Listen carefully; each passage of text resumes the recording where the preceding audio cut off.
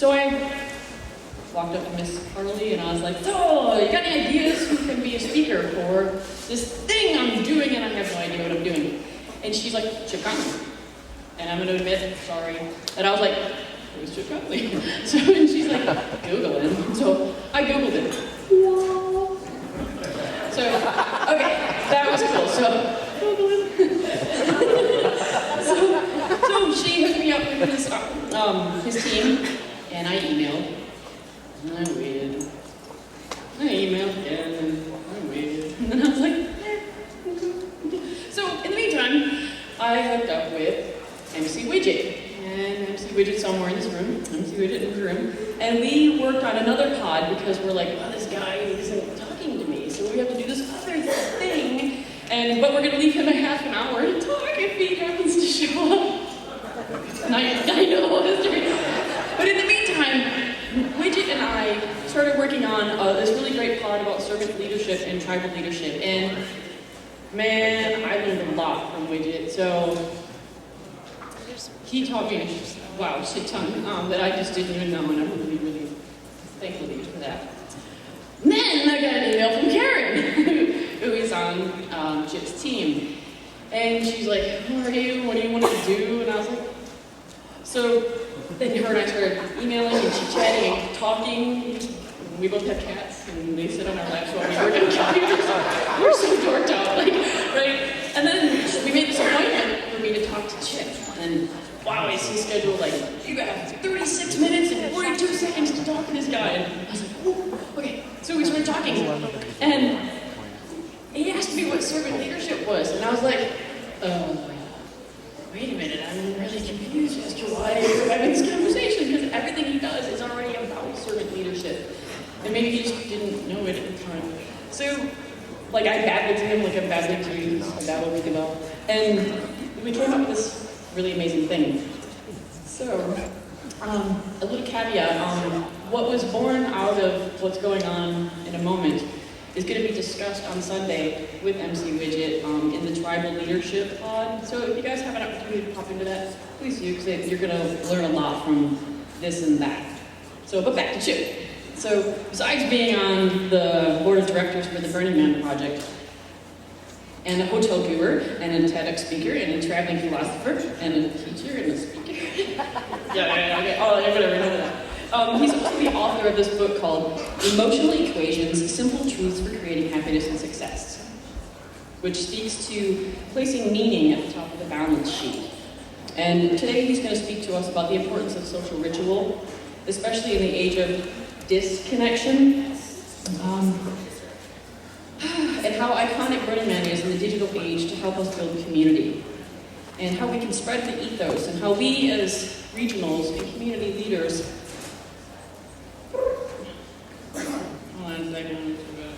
how it's our task to share this out to the rest of the world. So basically what we're doing here needs to go viral, and we have the opportunity to do that with the power of the digital age. So he's also going to speak to the point how we can be called to be leaders and where we can get the support and knowledge, so how we can foster the next generation of leaders, because it isn't about us, we have to create succession, and how important that is. And so I'm stoked and proud to present Chip Conley.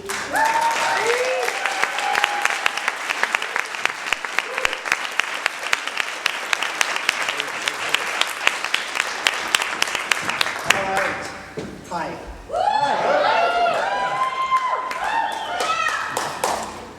So I want to start by telling you a little story. About 20 years ago, I decided to go to that little paradise island of Bali. How many of you have been to Bali before? Yes. A lot of comparisons between Bali and Burning Man. They like to burn things there, especially at the end of your life. Cremation ceremonies. Very cool. So I went there for the first time 20 years ago, and I was stunned. I got off the plane, I was by myself, I was meeting a friend of mine who had already gotten to Bali, and we got to Ubud, which is the place you want to go. You don't go to Bali to hang out at the beach. You know, people do that all the time, and they never make it up to Ubud, which is a big mistake. And we got on a bike, and I had just been flying for 24 hours, We get on a bike, and as we rode down this little country road with waterfalls here, rice paddy fields there, all of a sudden I said to my friend, let's turn on this little dirt road here, because I think there's a really cool temple just about a half mile up. And my friend's looking at me like, you've never been here before. What are you talking about? But he agreed, and we went riding up that little dirt road. And there was a temple there, and it was really cool. And then we got back on our bikes, and we kept riding. And then the next thing I knew, I just said to him, let's go down this road. And I swear, I think there's some like village festival happening down there. I've heard that they have a lot of village festivals here. They love their village people in Bali. And we went down that road, and there was a village celebration there. And that night, when I went to sleep, I had Bali dreams. And I guess I felt like I had lived in that place in a past lifetime, and somehow I just knew my way around that island. And, you know, I've been there many times since then. What I loved about Bali was, you know, in this country, and I was very much reared in this country, and I've done the kind of things in success, from the American success story kind of way, that people tend to be enamored by in this country. But what I loved about Bali is I felt like I was really me. And by being me, what I loved about it is that it's not about individual wealth or success that's defined. What's really defined success in Bali is the collective joy that a village feels together. In fact, individual success doesn't even have a language in Bali. It's very much about your village success. I love that. I love the fact that in Bali, art was paramount. They don't even have really a word for art in Bali, because everything is art. And it's the spirituality of art, and how art pervades everything, and everything has spirit. That sort of great animism style of religion or spirituality that is defined by Bali. And I also like the fact that Bali was just one endless festival. It is. They have teeth filing ceremonies for kids in their teen years, when the kids get their teeth filed. And they have festivals and celebrations for everything. So I like the idea of, you know, this one endless festival and this collective joy that sort of defined the Balinese experience. I started a company called Joie de Vivre 26 years ago, which is a boutique hotel company. So Joie de Vivre means joy of life. And so I'm a big believer in the idea of how do we experience joy in our life? How do we create joy for other people as well? So I every 5 years I do a big birthday party, and so I did a big birthday party for my 35th birthday in Bali, because I wanted to take a bunch of my American friends, and it wasn't just US people, it was people from a lot of different places, but mostly Americans. I wanted to take them and see, there's a different way to live your life. There's an alternative reality. Bali is an example of that. So fast forward, that my 35th birthday was 1995, fast forward 4 years, I go to Burning Man for the first time. And luckily I've gone almost every year since. So 1999, and I go there, and I had that Bali experience all over again. It's not about individual success. It's about collective village joy. Art is paramount. There's very much paganism and animism, and the belief that everything has spirit, and certainly everyone has spirit. And it is one endless festival, although it does end. But it doesn't end, and that's part of the reason we're here today. So I loved the comparison and the connection. And my first experience was, funny enough, that 1999 experience. I had a relationship end, and I was in a sort of odd space. My Burning Man experience, burning of the man, was burning of an 11-year relationship. And I was riding a bike again, sort of like in Bali, and I was out in the deep playa, and I was listening to my Moby, and I had a Walkman at that time. You know, remember those? Walkman. Some of you probably never had one. You're so young, but yes. It was such an odd way of listening to music. And deep, deep playa, I'm out there on my own with my Priscilla, Queen of the Desert costume. This is actually, I think, before the film, maybe, but I had something flowing very much into the playa wind, and all of a sudden the guy on a bike just came up and smiled at me, and he had some wacky costume on too. He had his Walkman on. I don't know if he was listening to Moby like I was, but for the next 30 minutes we slithered through the desert, just two people who never met, didn't know each other's names, and I love being on a bike. I get to some amazing places on a bike, and I have done that both in Bali and Burning Man. So I guess I heard last night you had the film, and someone's going to throw a tomato at me because I had a plug-and-play experience in Bali. Not Bali, in Burning Man. And most of my, I had one of them. It was 2010 for my 50th birthday, when I decided again, every 5 years I take my friends somewhere and I want to have them experience something. And 45 was Marrakesh, Morocco. And I don't pay for everybody to go. They have to pay for themselves to go. But 50 was Burning Man. And it was to help people to see an alternative version of reality. That, as opposed to the default world that we're also used to here. One of the things that really struck me was the word that I kept hearing from especially, this was a weird collection of people. It was teachers and artists, but also investment banker types. Not too many of those, but the person who had the best experience, who knows, how do you measure such things, but the person who had the most mind-blowing experience was this guy, Jeffrey, who is about as straight as they come. And he just kept saying to me about 5 times a day, curious. He just kept saying that word, curious. And it was just getting curiouser and curiouser. Well, yeah, curious is what Burning Man's about. Curiosity as an emotion is one of the most healthy and important emotions that will help you live to a robust and long life. We know it on a personal and cellular level, but there's now a ton of social science research that shows curiosity leads to resilience because it opens your options. The opposite is anxiety or fear, which actually closes your options. Because when you're full of anxiety, you go to the base of your brain, that caveman part of your brain, the amygdala, and you just have the fight or flight. So what's lovely about Burning Man is it does help us have a more curious world. So I'm supposed to come, first of all, when I told some friends, I have 3 speeches in a row, yesterday, today, tomorrow. And I told some friends, I'm going to the Burning Man Global Leadership Conference to give a speech. They looked at me like, oh yeah, right. Oxymoronic. Yes.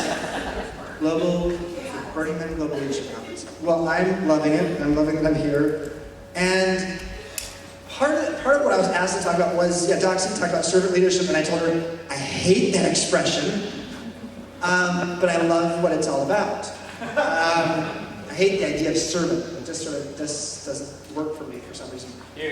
But but I want to take you to, I wish now that I'm up here, I wish I had a bunch of other things up here I could show you. I would love to show you right now a YouTube video that actually was at the TED conference. It's actually the year I was speaking at the TED conference. It was actually played by a guy named Derek Sievers. Yes. It's about how a movement starts. Has anybody ever seen this before? How a movement starts. For those of you who haven't, let me explain it to you, because it's pretty great, and you should just go see it. That's probably a 10-minute video max. So it's a story. It's basically someone at a festival on a grassy lawn that's actually sort of a little bit inclined, and they are just starting to dance.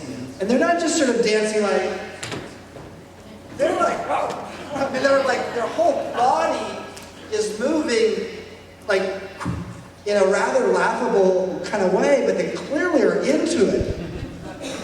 And so Derek Sievers, who's a really interesting person in the viral internet world and knows a lot about how to get great ideas out there in the world, he tells the story about how movements start. And movements don't start because one person starts dancing. Movements start because there's a collection of people who see the crazy Larry Harveys of the world and see, okay, how can we support that? And in the case of this guy dancing, it was a bunch of people coming around him and starting to dance with him instead of having everybody point at him. And the next thing you know with this video, all of a sudden, this little thing that was, one guy dancing wacky is hundreds of people all dancing together, wacky together. And a movement starts because people believe in it, they go out and emulate it, and they go out and start doing their own dance. And that's what you're doing. That's, your form of leadership may be different than someone else's. The Chinese have a really great quote about this that I love. It said, "To lead people, walk behind them." To lead people, walk behind them. That's, to my mind, what servant leadership is. Traditional leadership usually is all the hierarchy at the top of the pyramid, telling all the people below them how to do things. That wouldn't work at Burning Man very well. And it doesn't necessarily work with the Burning Man project board, and it doesn't work with you. So, servant leadership is defined by a guy named Max Dupree. Max Dupree is the guy who created a company called Herman Miller, furniture company, design company. He once said, "The first responsibility of a leader is to define reality, or at least start defining reality, and let other people sort of pitch in with their definition. And the last responsibility of a leader is to say thank you. In between, the leader is a servant." Now again, hate the word servant, but the point of that is this, is that when you really get down to what is leadership, it is helping people to see a vision and to get excited and inspired by something that actually is going to light them up and help them understand what their impact can be, and then help support that impact. So it's, yeah, Doxy, go for it. It's helping people to understand the purpose, and then also, most importantly, helping them understand their impact. A lot of times, especially when it comes to movements, we get very good at defining the purpose, and the 10 principles are a great example of that. It's easy to get behind the 10 principles. The question for us as leaders is, how do we help the people we're working with, the people who really want to actually buy into this, how do we help them understand their impact on those 10 principles and their impact on taking what Burning Man is and having it be a year-round event, just like Bali is. So Burning Man can be year-round in all kinds of places around the world. So for me, I'll just fast forward for a moment and talk about my own experience with leadership. I started this funky little company called Joie de Vivre Hotels in 1986. I did 1987 when I was a young child. I was 26, and I bought this motel in the Tenderloin, which used to be called the Caravan Lodge. How many of you stayed at the Caravan Lodge before I bought it? There's one guy, that lonely guy back there. Did you really stay there before I bought it? It's amazing. People don't usually admit that in a speech because it was a no-tell motel. It was very popular at lunchtime, and it did not have a restaurant.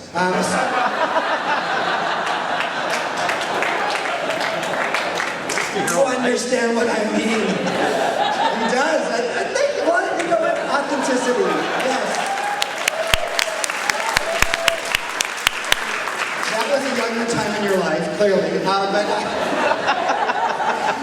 No, it was a funky motel in the Tenderloin that was in bankruptcy. The biggest corporate account was Vinny and his girls. And when I bought it, I'm from Long Beach Poly High School. Anybody know Long Beach Poly High School? This is Snoop Dogg's high school. So I am like from the hood, and so I did not have money to buy it. So I got some investors, we bought it, and that was all I could afford in San Francisco, was a motel in the Tenderloin on a short-term land lease. It became a success story. It became the Phoenix, this rock and roll hotel. And yeah, so 26 years of being a rock and roll hotel now. And then Joie de Vivre, this company I started, grew into becoming the second largest boutique hotelier in the US. What I learned along the way, was really defined by this guy who was my patron saint, a guy named Abe Maslow. And for those of you, actually let's turn this on, let's see if it works. So Abe Maslow, a little psychology 101 here, which you probably all have seen this before, and you're like thinking, I think I saw that in college once. Yeah. So Maslow was the first psychologist to help us see that looking at our neuroses and our bad practices in life isn't the only thing the psychology profession could look at. In fact, he has a very famous quote, which you've heard before, but you didn't know it was Maslow. He said, if the only tool you have is a hammer, everything starts to look like a nail. In fact, that really describes the default world, right? That's sort of how people live. They don't have many tools in their toolbox, and so you just sort of do the same thing over and over and over again. And in the psychology profession, that meant, frankly, seeing everybody as broken.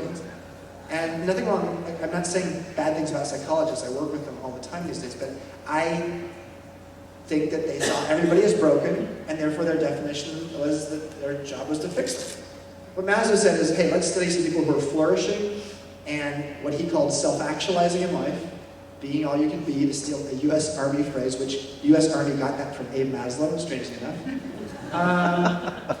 And this was the pyramid: physiological needs, safety needs, social belonging needs, esteem needs, self-actualization. And that in 2010, when I had that birthday party there at Burning Man, the name of our camp was Maslowtopia. And it was a self-actualized community. What I learned about leadership, how is this related to leadership, and how is it related to you?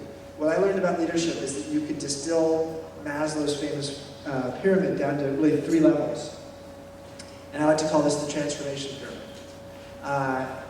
There's survival, our physiological and safety needs. In the last few years in the US, that's sort of where we've been living. People have been living in that place of fear and anxiety because their survival needs were being tested, especially in Detroit. And then there's our success needs. And this is where America, I say America, the United States, because there is more than one America. This is where the United States gets stuck. We don't realize that there's actually something beyond success. And that's where our social belonging needs, levels 3 and level 4 of Maslow's pyramid, usually are found there. And then at the top of the pyramid is transformation. That sense of what Burning Man is really all about, literally, the transformative power, or my first hotel, the Phoenix. Larry Hart, what was it, was it 86 or 87? 86. I bought the Phoenix in 1986. And so the Phoenix, a mythological bird that rises from its own ashes, has a lot in common with Burning Man. So transformation is all about how we do that. What I am so proud of in terms of what Burning Man does, what Bali does, is it's not just transformation with the intention of our own personal transformation. It is transformation on a collective level. And that's, I think, part of the reason you're sitting here today, is it's not just a personal experience, it's a collective experience. Well, for me, as the CEO of a company that grew and grew and grew and grew, I had to learn, how do I create a collective joy in the workplace? And how do I do that as a leader? So if you took this pyramid and you applied it to the employee experience. Now, excuse the language, because this is not, I'm not speaking about you and your employees here, but I'm just using the language that I used when I was using it in my company, but it's very relevant here. The baseline, bottom of the pyramid experience for any employee, and think about in your own, many of you work in have normal jobs, making money, doing what you do. The baseline experience is money, or job security, or benefits, or perks, or whatever. That's sort of, and most leaders sometimes think that's what motivates people. In the context of being a leader, a global leader, and it's part of Burning Man, the baseline, you might ask yourself, what's the baseline of what the people who you are working with, what is their baseline? What's their survival need with respect to their experience of volunteering their time and energy to your regional Burning Man group? That's the bottom line. Most leaders get fixated on that, thinking that's the number one reason people leave their jobs. It's not. It's the fourth most likely reason people leave their jobs in the U.S. What's the number one reason people leave their jobs in the U.S.? Their boss. So the middle of the pyramid is recognition. So the question I would ask you as leaders is, how are you creating a culture of recognition in your region? How are you creating an environment where people feel appreciated, recognized? They, remember that Chinese quote, to lead people, walk behind them? How do they feel like you are behind them? How do they feel like you have their back? How do they feel like you understand their dreams? You understand why they have decided to pour so much time, energy, sweat, toil, and love into your region.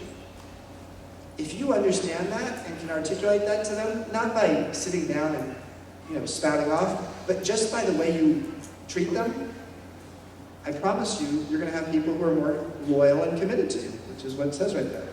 Because that's what tends to create loyalty. At the top of the pyramid is meaning. People feeling that sense of meaning, which creates inspiration. And then, in the context of a normal job situation, this is job, career, calling. Most of us have a job. Some of us have a career, and a small fraction of us have a calling. So that's frankly why a lot of people join you on your path in terms of in a Burning Man regional kind of environment. And it's really important that you help them to continue to see the purpose. And it's just as important that you can help them see their impact. Because the thing that tends to happen a lot in a lot of nonprofit organizations, and frankly in a lot of nonprofits, they have a hard time with the middle of the pyramid. They actually can very much have a hard time with the bottom of the pyramid if their financials for the nonprofit are problematic. Everybody gets focused on the purpose, but sometimes people don't keep track or have clarity of what their impact can be toward that purpose. So one question I'd love to have you think about in the next 3 days while you're here is, how do you help acquaint the people you're working with their impact? How did we do that in my company? The company's got over 5,000 employees today.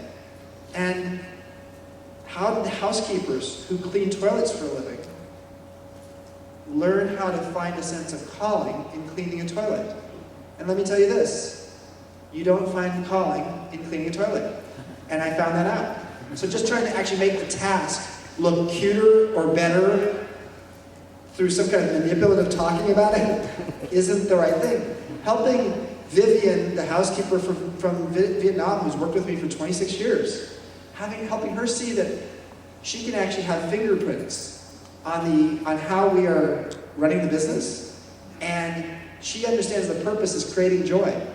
The name of our company is also our mission statement. Creating joy. So how she's able to create joy, and we get out of her way to help our guests create joy, help our fellow employees create joy.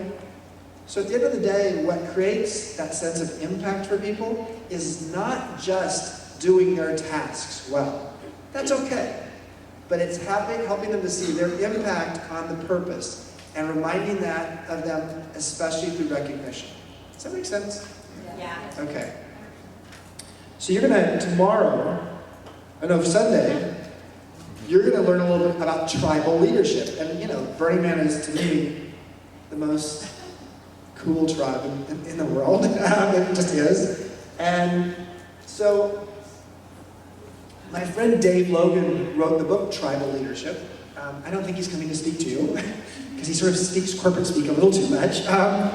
But this is what you're going to learn, and I'm just going to give you just a prep for those of you who are going to be in that pod. Basically, there's 5 kinds of tribes, and it's similar. It's sort of like Maslow, almost 5 levels, but it goes up the pyramid, and basically, there's some tribes where everybody is just in that terrible place that all life sucks. That's not Burning Man.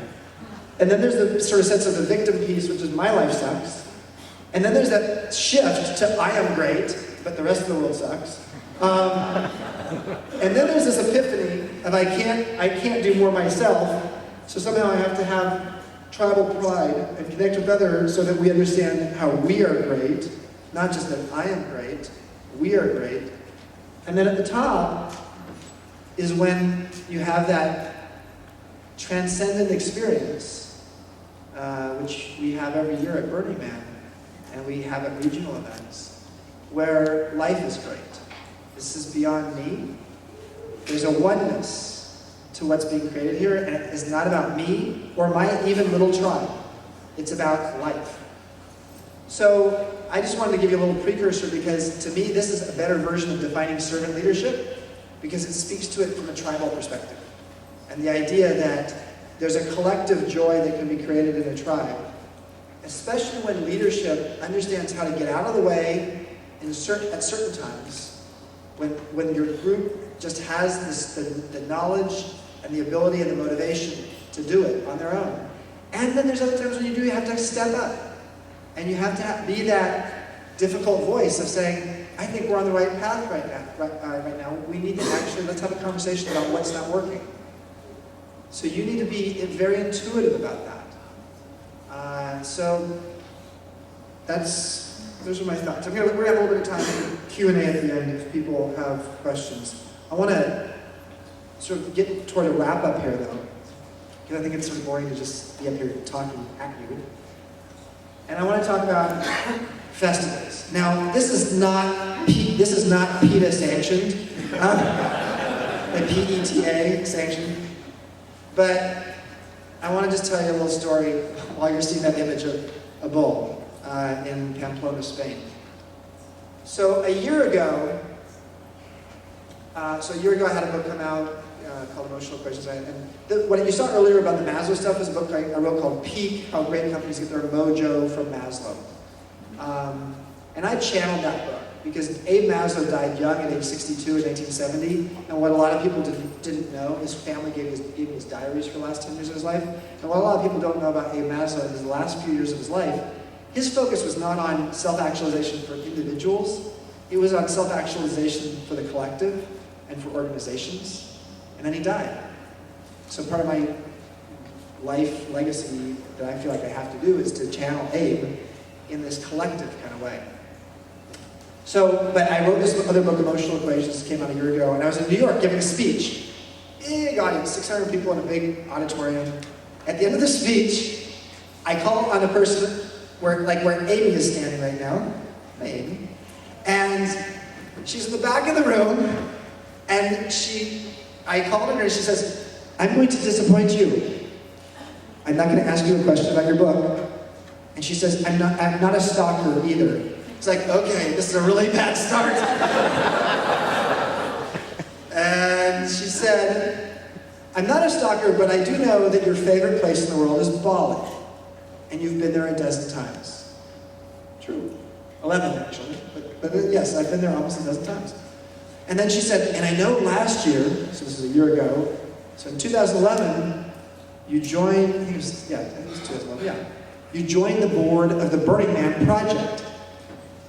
She said, I love Bali, I love Burning Man. Why do we love Bali and Burning Man?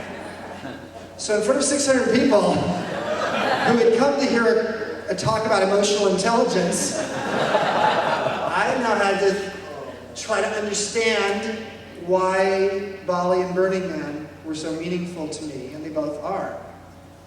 And so I just started riffing. And where I got to in those 5 minutes is I said, what I love about Bali and what it taught me about collective joy in a village setting, I also see in Burning Man. And there's a guy named Emil Durkheim, who's a sociologist from 100 years ago, and he came up with a really beautiful expression that completely describes this. Collective effervescence. Collective effervescence. So on stage, I said, I want to be the world's leading expert on collective effervescence. Yeah! Yeah! And then I said, I want to be the world's leading expert on festivals. And they said, yeah! And then I said, I want to create this website. Because there's if you go to the on the web and try to actually find all the world's best festivals, and not just the transformational ones, I mean the Bloom, you guys are probably very familiar with the Bloom. And then their first episode's out. I was at the Esalen Institute last week for a week with Akira, who's actually, is Akira here? Akira, he was going to be here, Akira Chan. He's the videographer of the movie. Long story short, they're transformational festivals, and there's some transformational festival websites. And there's music festivals, and there's some music festival websites. And there's some sports festivals, there's some sports festivals. They're all generally not very good, generally. And none of them sort of come up with the arts festivals, the cultural festivals, the pilgrimages, the spiritual festivals. So in front of all these people in New York, of all places, I said, I want to create a website of the 300 best festivals in the world. And then I want to go to all of them. It's like, and then they all went, yeah! So it's like a focus group. So, strangely enough, a year later, this June, I'm launching a website called Fest300.com. And it is a website dedicated to cultural curiosity.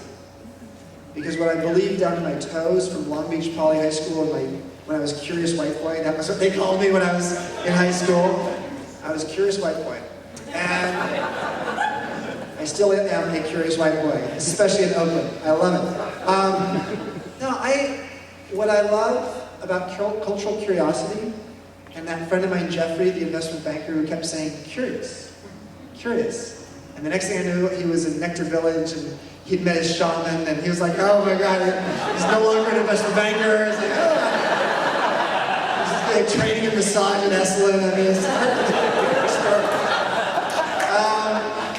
so, what I love about cultural curiosity is that it is it's good in that individual kind of way, in the sense that cultural curiosity will create a robust and long life for you.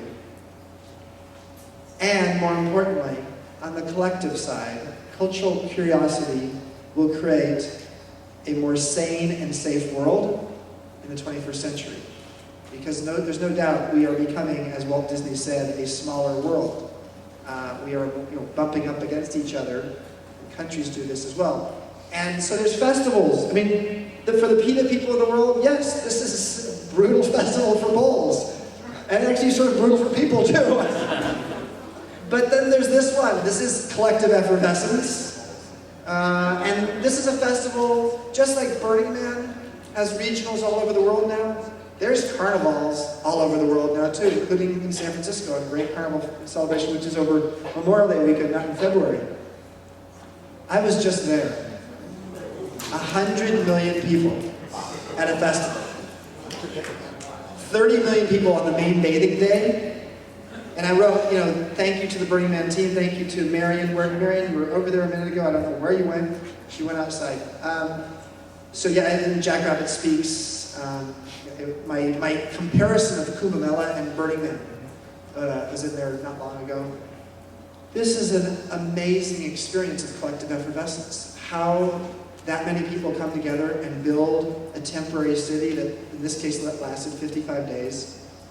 On the peak day, it's like the state of California. All of the people in the state of California came and visited San Francisco.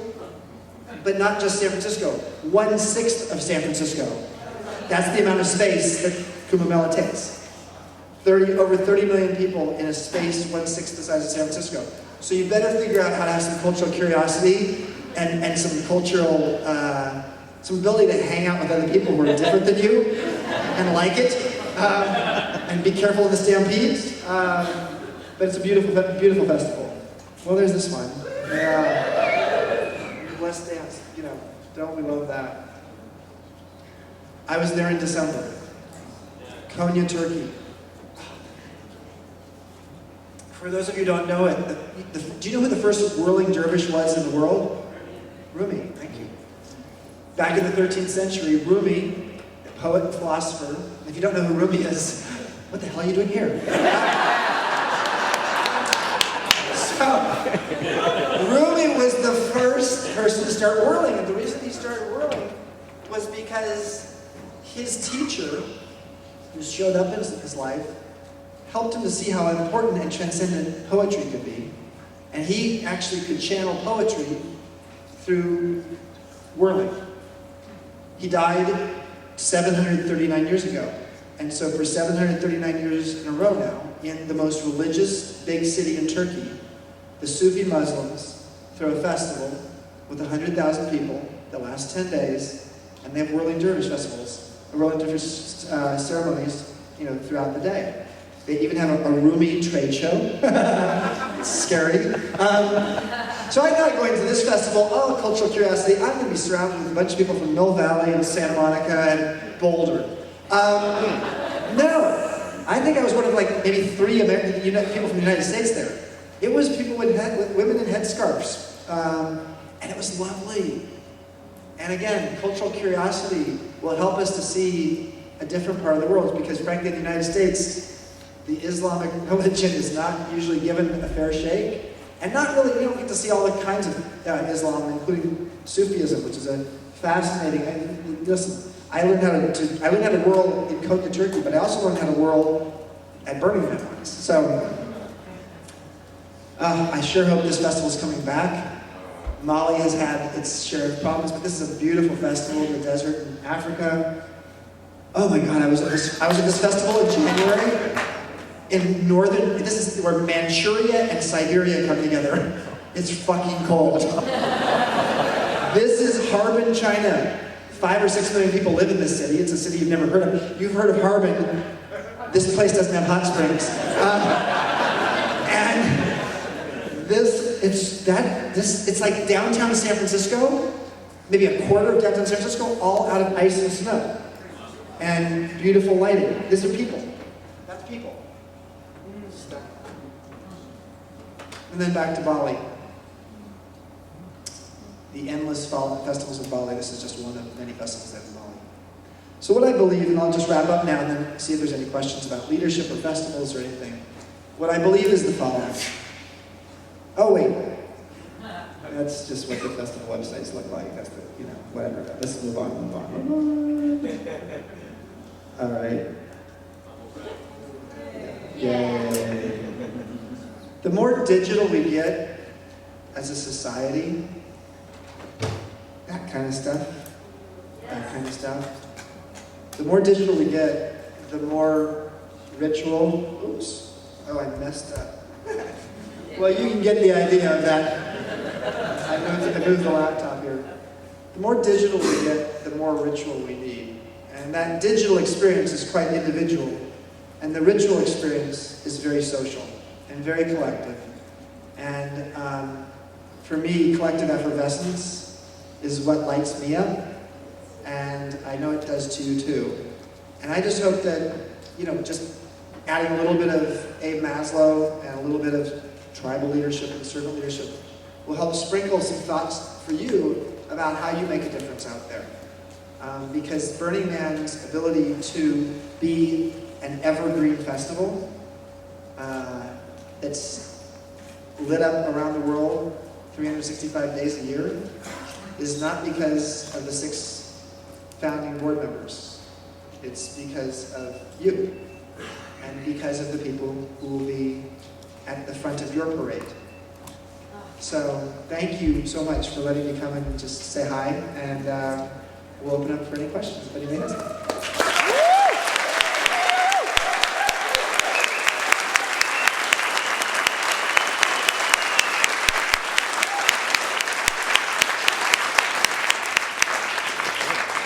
So are there any questions? Yes.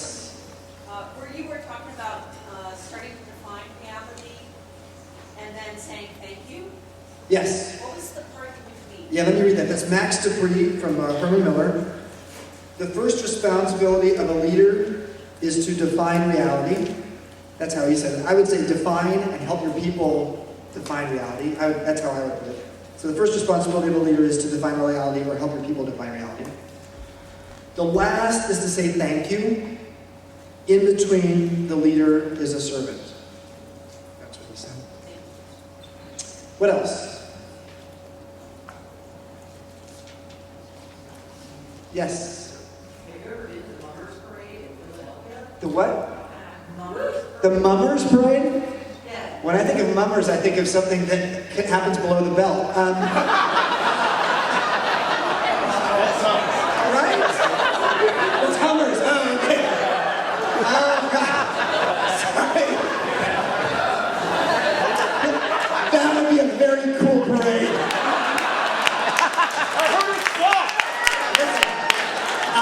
up for that parade. No, I have no idea what the Mummers Parade is, but tell me more. It's the oldest continually operated boat parade in America.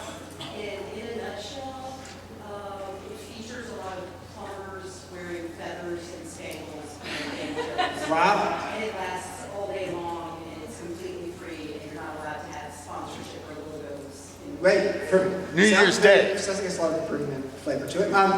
When Fest 300 becomes June 17th, it's supposed to launch. You know, there's going to be a whole community built around how do people experience festivals together. And I'm just hoping people put all kinds of great festivals on there so people can understand what's out there. So thank you. Someone else have their hand up? Chip, you've been on a journey Yeah. through this. What changes have you made in your leadership style as you've reflected on these things that you've learned? Well, the number one lesson I've learned is being a leader, and those of us in the Bay Area in the hotel business have gone through two once-in-a-lifetime downturns in the same decade. We had the dot-com bust and then the Great Recession. And when I went to Stanford, I went to Long Beach Poly High School, very proud of that, the inner city high school. Then I went to Stanford, and then I went to Stanford Business School. And when I got my MBA at Stanford, they didn't teach me a lot about people. They taught me about spreadsheets and marketing plans and etc. The number one lesson I have is that a chief executive officer is the chief emotions officer. And what I mean by that is that if you're going to be a great leader, you better understand your own emotional intelligence and the emotions of those around you. So I think the number one lesson I learned is being able to really listen. You wouldn't think of me much as a listener here today because I'm not speaking to you, and I do give a lot of speeches, but being able to really hear people, even when they're not talking, and be able to understand what that collective vibe is of what people are feeling, especially in the most strenuous and stressful times. Because generally speaking, what leaders tend to do in the most difficult times is they go into their bunker and they try to figure out with their team of people how to solve the problem. And all the other folks who are running the show have no clue what's happening, and during anxious times, without communication, people freak out.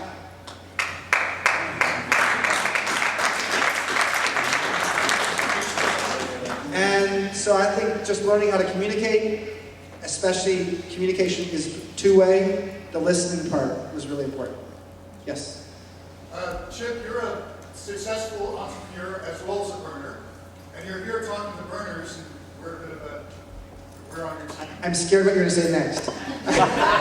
When you go, you talk to us about some of the entrepreneur philosophies and business philosophies to us. Yeah. So when you talk to business people on the other side, or that's a regular conversation. Do you bring up burner ideas? Oh, absolutely. And what kind of response do you take? Well, what the 6 members of the board know that. Give me a second for a quick story here, because I got myself in a lot of trouble with this. So, in 2009, I had come back from Burning Man, and I had posted some photos on Facebook.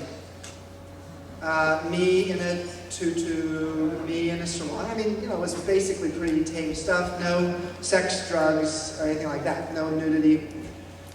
And it was up for about 3 weeks on my Facebook page, and I have a bunch of friends who are employees in the company. And one day, at Friday afternoon, the woman, I was CEO, and I'm no longer CEO. 2 years ago, I stepped down from being CEO. But the woman who was the president came into my office on Friday afternoon, and I'm thinking, oh my God, she's going to quit. I don't want her to quit. I love her. And she said, I have something really hard to talk to you about. And she said, you have to take down your Facebook pictures. And our HR department has asked you to take down your Facebook pictures from Burning Man. Because there's a couple people in the company who are offended by you and your tutu. I was like, okay.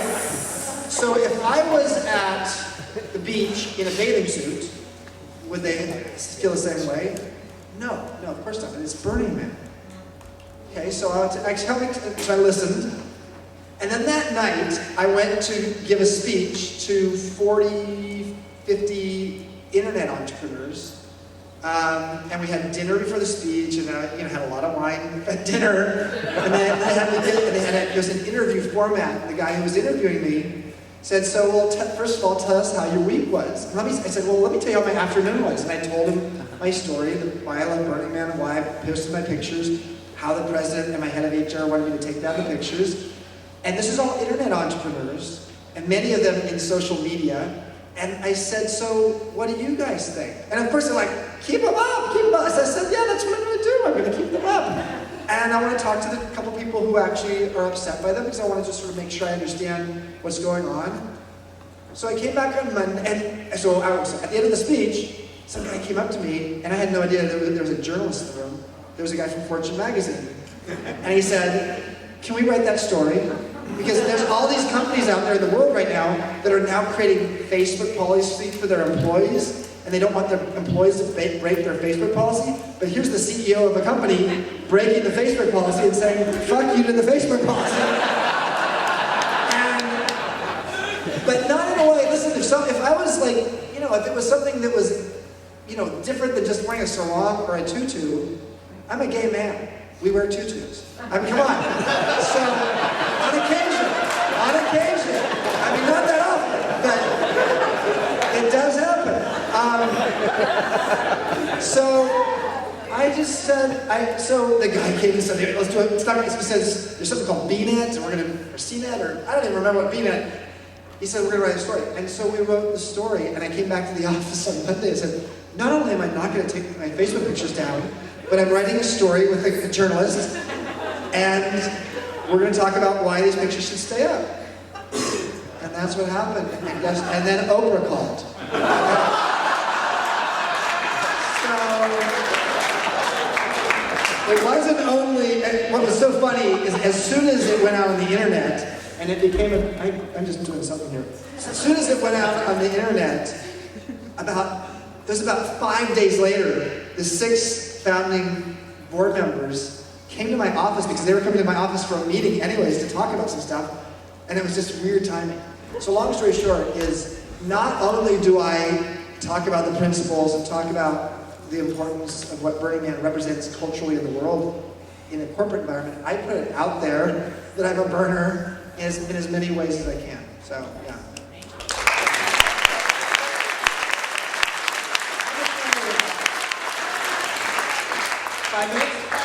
That's it. That's it. Sorry. You're back. That's great. Just curious, why did the two employees have a problem with Their number one reason they had a problem, for those who couldn't hear, why did they have a problem? Yeah, their concern was they thought that I was emotionally distraught. And they had talked to each other, and that was their concern. And I said, yes, I was.